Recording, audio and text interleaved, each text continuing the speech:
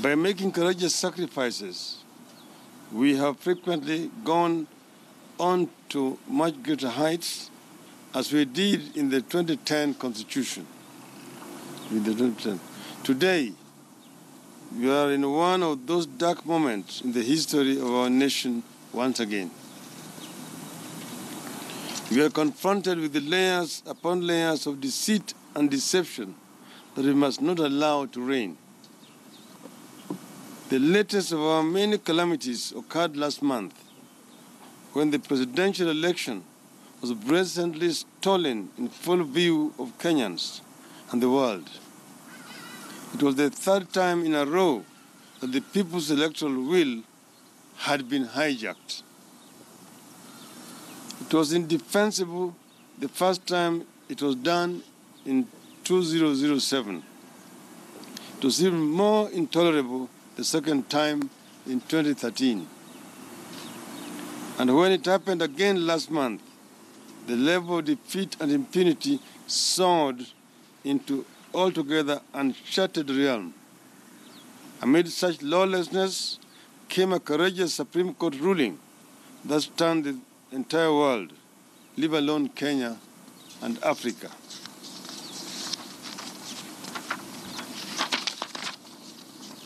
Genocide, ethnic cleansing, and unlawful war aside, few crimes are worse than the theft of a people's right to elect a leader who will address their challenges and fulfill their hopes.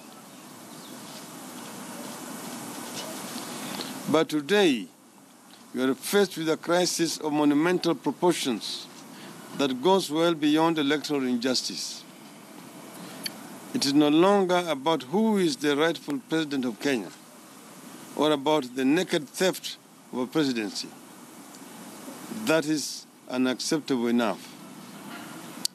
The tragedy we face today, and which we have to confront before it consumes us, is not that elections were stolen. It is that the IEBC, Jubilee, and a number of local and international actors are determined to repeat that fraud, and they want us to participate in it. Those who control the levers of power in Kenya do not merely want to govern us against our will for the next 5 years.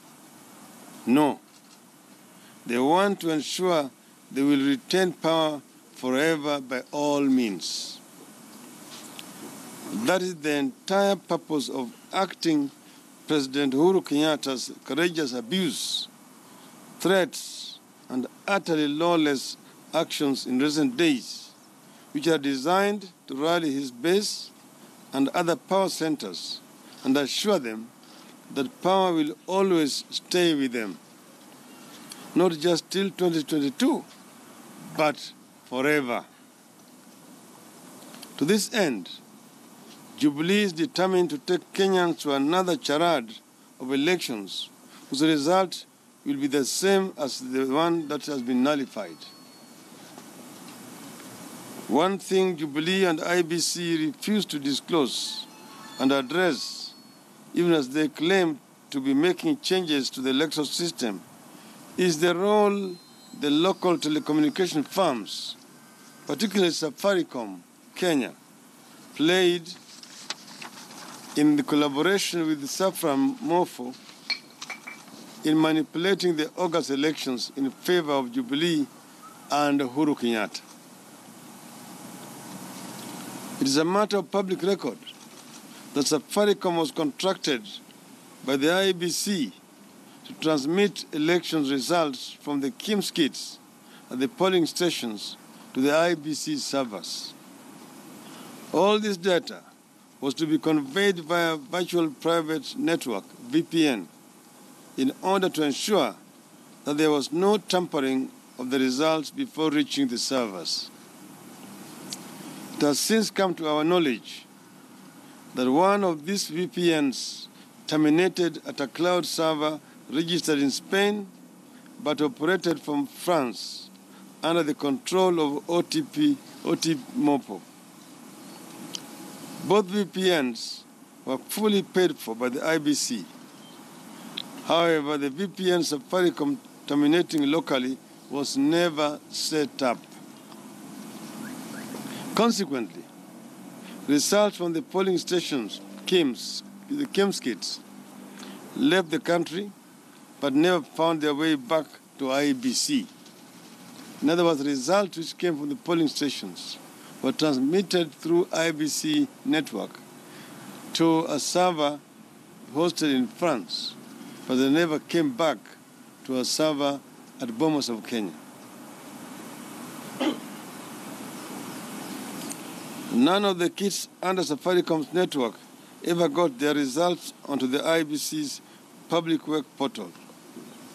This collusion between Safaricom, IEBC, and Sapramoso remains intact, and the firm is set to do the same thing again which it did in August. Ask yourself, what were the results which were being displayed on the television when the results coming from polling stations were terminating in France?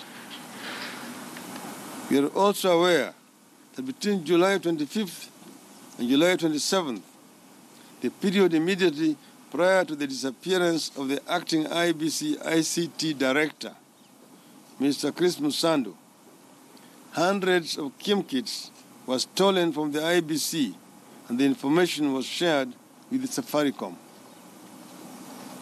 On the election day, the stolen KIMS kits were allowed to continue operating on the Safaricom network, even though the company,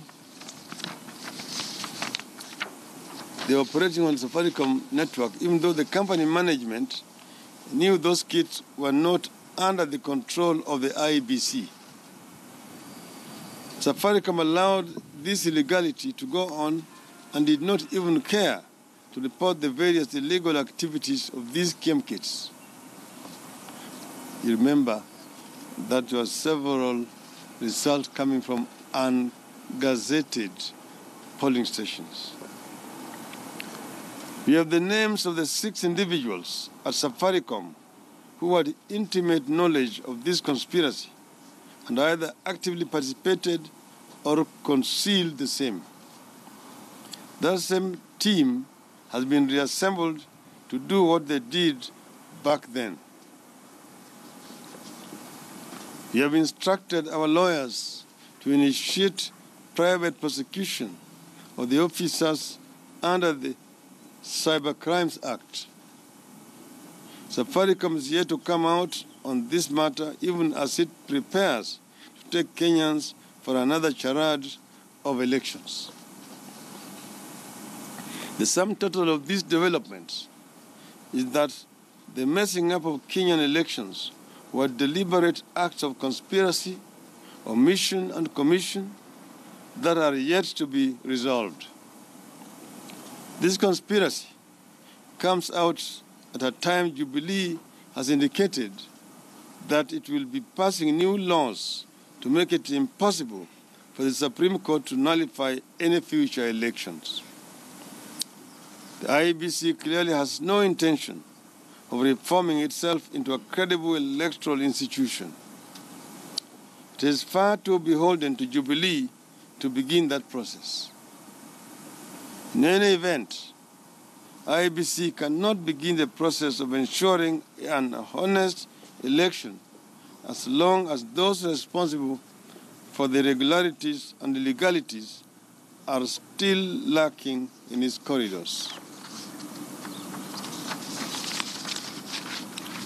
IEBC has refused to dismiss or suspend them.